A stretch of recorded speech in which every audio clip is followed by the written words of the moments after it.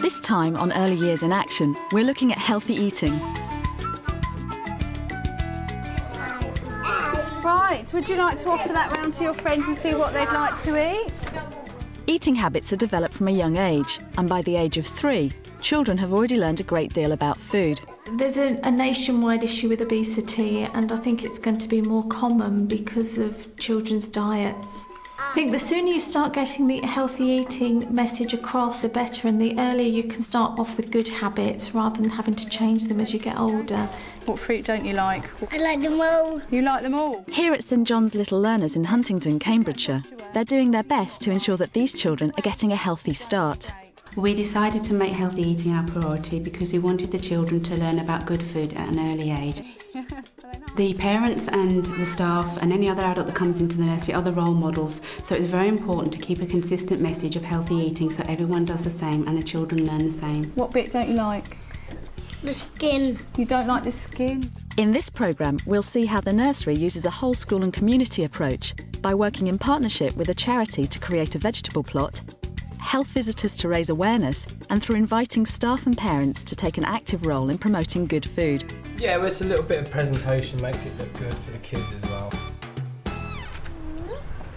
Right, now what we're going to do is we're going to have a quick look around the garden just to see what's been going on since we were last here.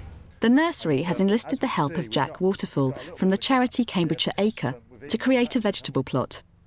His role is to offer expert advice until a time comes when the staff feel confident to sustain the plot themselves. What are these? Have a look, Stan, have a look. Can you see? Carrots. They're carrots, you've got it.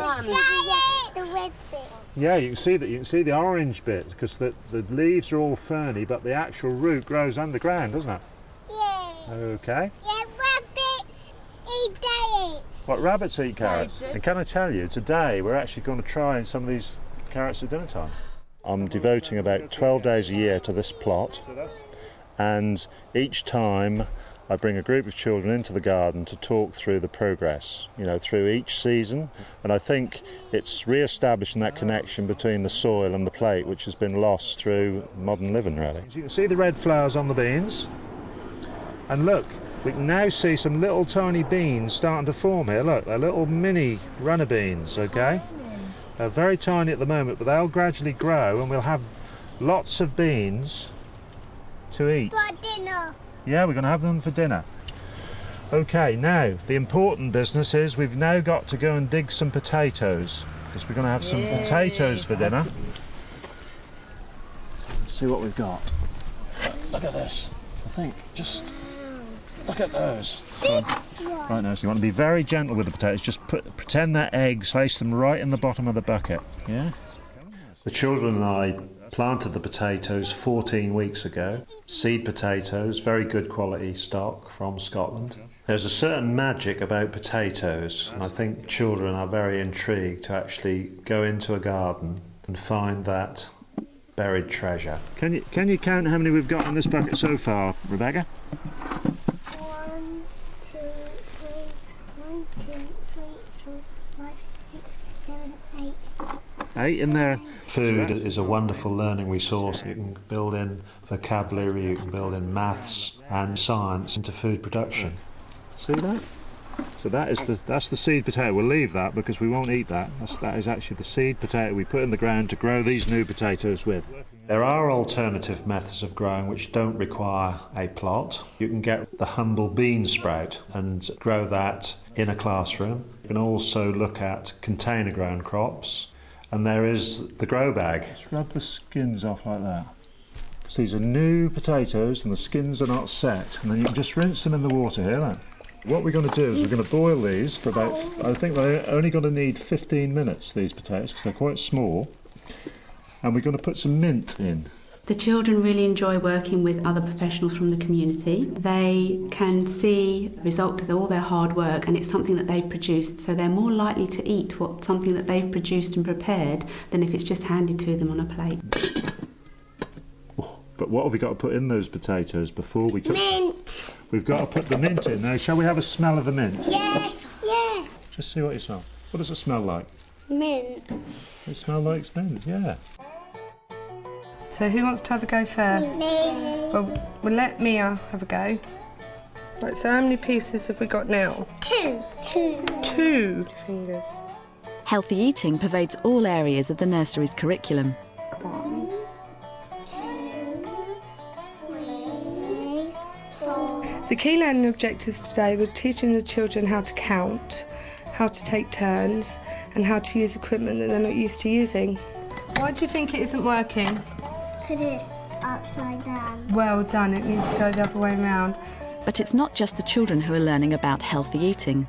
To encourage the staff to be good role models, they were asked not to bring chocolates in for their lunches and not cakes and crisps, to bring in salads and sandwiches and brown bread. Mind my fingers. They were a bit grumpy at the beginning, but they really are pleased at what we've achieved at the nursery. What kind of juice do you think this is? Orange juice. Well done. Mine. Yeah, you can taste yours. There isn't any more.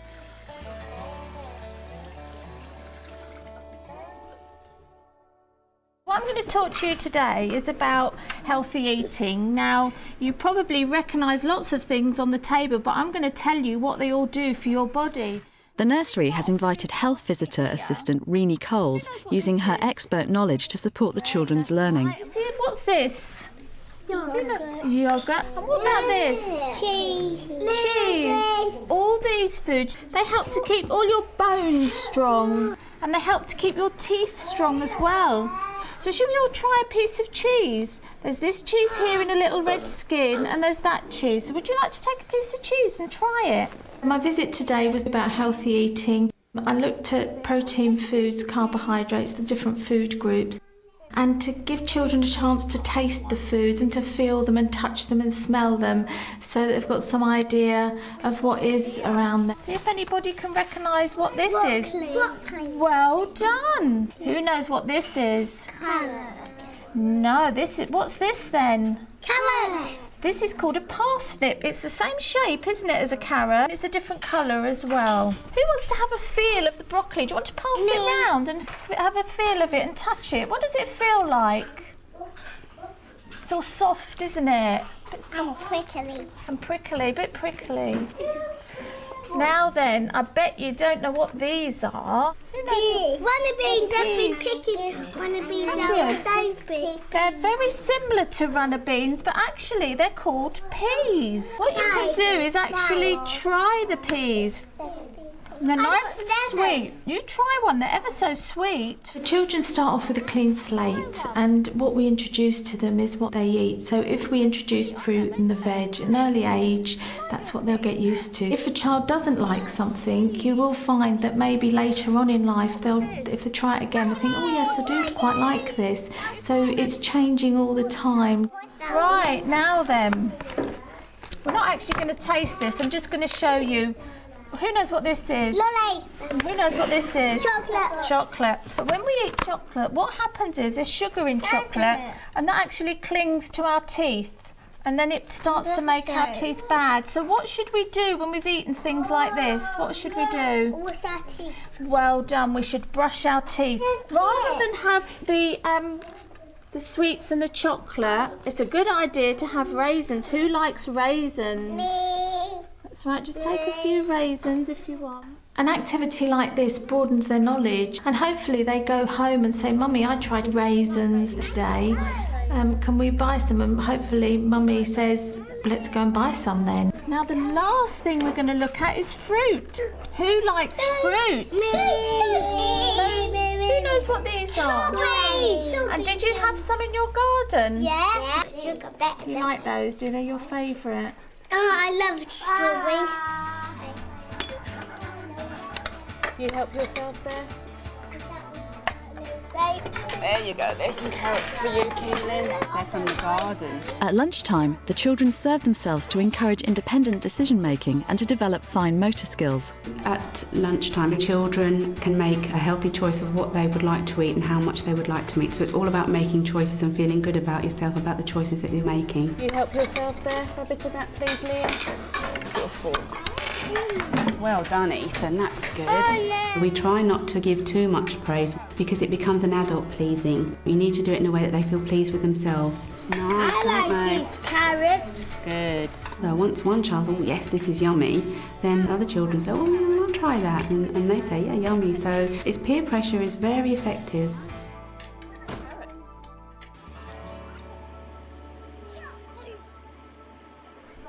No, you can't do it.